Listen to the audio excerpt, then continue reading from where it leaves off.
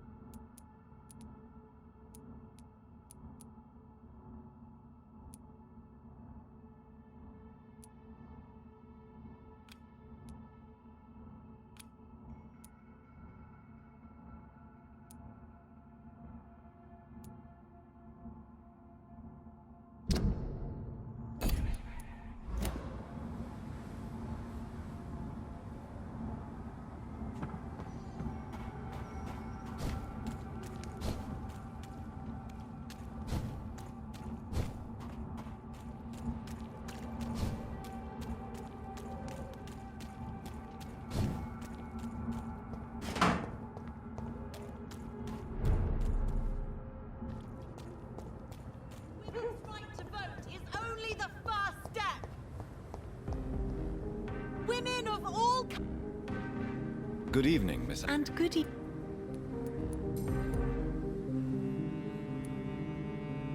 Why do you still hope to become a vampire? It's the immortal aspect of vampires that interests me.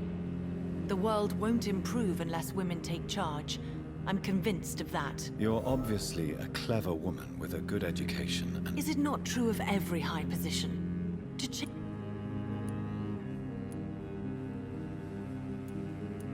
Your mother has refused to turn you into a vampire. Each time we argue, Mother expresses the same fear. She wants me to remain alive and full of joy, rather than become melancholy and immortal.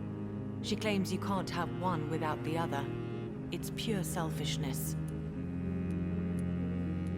Your mother has walked this earth for much longer than you or I. She is wise, and we should not ignore her advice when we did... But why shouldn't I be allowed to forge my own experience? There can't be only one righteous way to deal with eternity. It's your mother's choice. As daughters and sons, we have to accept the decisions our parents make for us. I love my mother, and have accepted everything from her. Even that she named me Charlotte, when it was not my original name. Does it bother you? No. Whoever I was when I was born, I am now Charlotte Ashbury. It hurts as much as it makes me proud to know that's the name my mother will read on my tombstone. Tell me, Charlotte, how do you plan? I won't give up. You have no idea how determined I am, sir. I may contract a deadly disease. I may throw myself under a carriage just to be saved by her sweet kiss. That's a disturbing answer, young lady. And the worst part of it is, I know you speak the truth. There are less dangerous ways, Doctor. Instead of throwing myself under a horse like Emily Davison, I could just throw myself into your arms.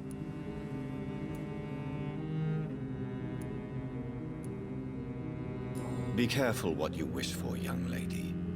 I could gaze at you right now and then take you to a shady corner and have my way with you. And leave your carcass to the rats. You wouldn't dare. My mother would know. She'd never forgive you. How could she suspect me? Do you know how many vampires are lurking in the city tonight as we speak? Vampires with a worse sense of humor than mine. Oh, my God. For one second, I thought you actually... Excellent, Dr. Reid. Very convincing. Do you need my... I am fine. Goodbye, She's been quite...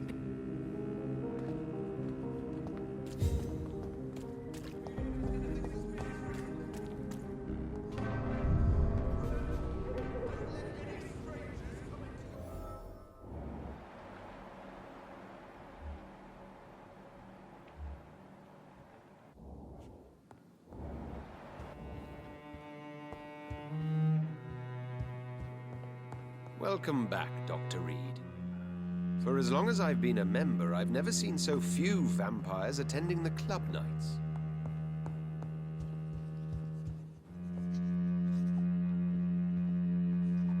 Elizabeth, what are you... I've been formally asked to witness your triumph, my dear.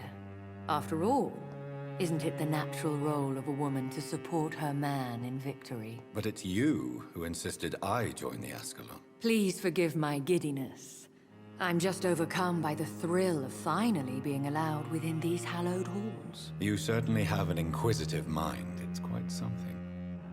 Elizabeth Ashbury, only you can make me smile in these difficult times. And the same to you, Jonathan Reid. Now go have your little chat with the chairman. I can see he's practically bursting to hear your report.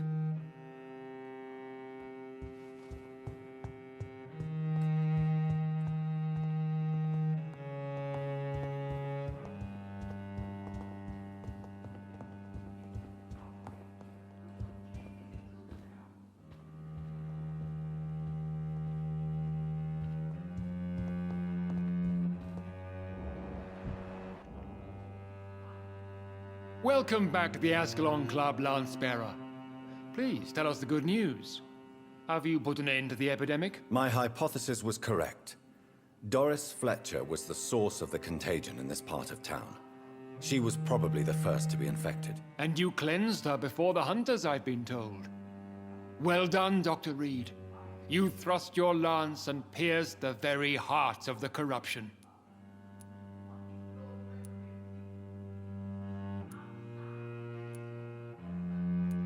I did my best. The important thing is, we won a major battle for the survival of London.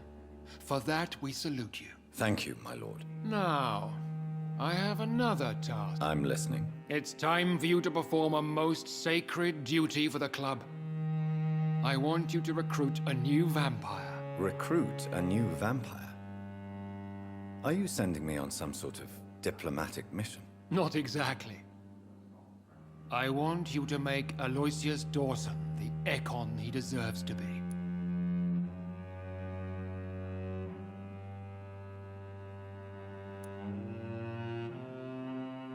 I'm not sure I'm the best candidate for such a task. I can hear the hesitation in your voice, Dr. Reid. I admire a man of principles. But in this matter, there is more at stake than your moral comfort. It's not a moral question, Lord Redgrave. It's the responsibility of giving immortality to a man I barely know. Nonsense. Aloysius has been a member of the Ascalon for years. This is but the fruition of a long-held plan. How would you like me to proceed? Aloysius is waiting for you at the Dawson estate. Once the deed is done, I'll join you there to celebrate this momentous occasion. Your word is my command.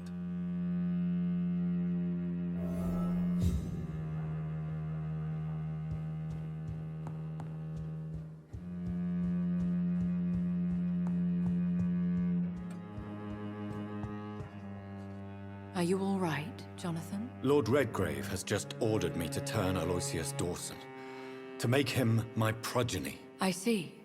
And how do you feel about this?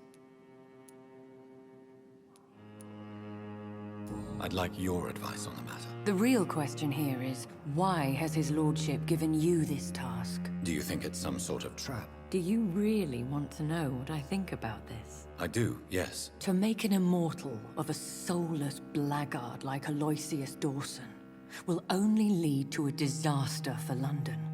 The man is already dead inside. Should I refuse? Perhaps politely suggest that Lord Redgrave turn the man into a vampire himself. Don't you dare, my dear. According to what I've recently discovered, his lordship could kill you for even broaching the subject. Really?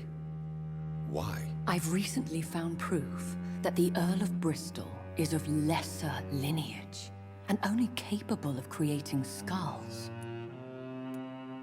Please tell me more about your recent investigation. As long as you lower your voice. What would you have me do about Dawson? The man is dangerous. Did you know he plans to build a wall to separate the healthy rich from the sickly poor? Do not make him your progeny. What would you do? The man's dying already. Let the reaper harvest the rotten fruit that is his soul. What would happen if I made Dawson an Ekon like myself? You would add a powerful immortal into a suffering world. An immortal who already craves authority. Maybe I could teach him control, like you taught me. Lead him down the right path. Mr. Dawson spent his life searching for a way to cheat death. I'm sure he has spent decades dreaming of how he'd spend eternity as a tyrant. Are you sure your information about... That's a lie. Lord Redgrave is unable to create anything but skulls, if the poor souls survive at all. Why so vindictive? You suddenly sound... Forgive me, Jonathan. I hate myself for it, but I feel such pride in my discovery. I'm afraid I just can't help it. Which is? He did serve William Marshall. And yes, the blood he covets as a token does truly belong to that legendary knight. But he was never his progeny. His lineage is not so noble. How can you be sure the... I made the acquaintance of a most interesting Goodbye. Goodbye, my dear.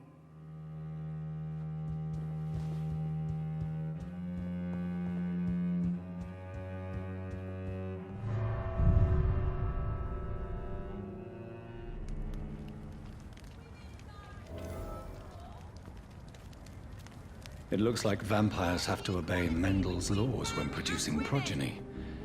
Powers pass from one generation to another. That's why Dawson wants me to sire him. Women of all countries unite!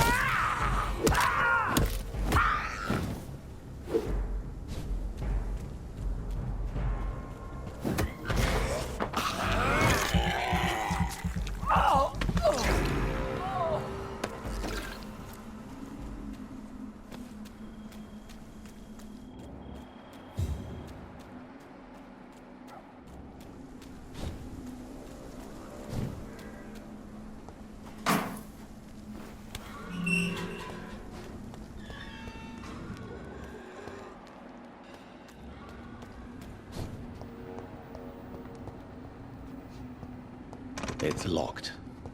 I should find another way to get into the neighborhood.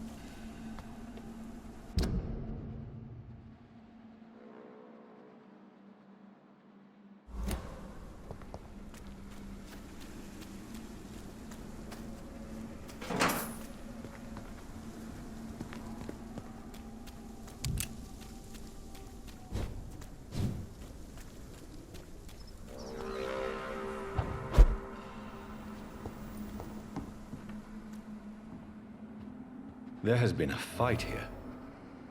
I can see a blood trail. Left by one of the antagonists, perhaps?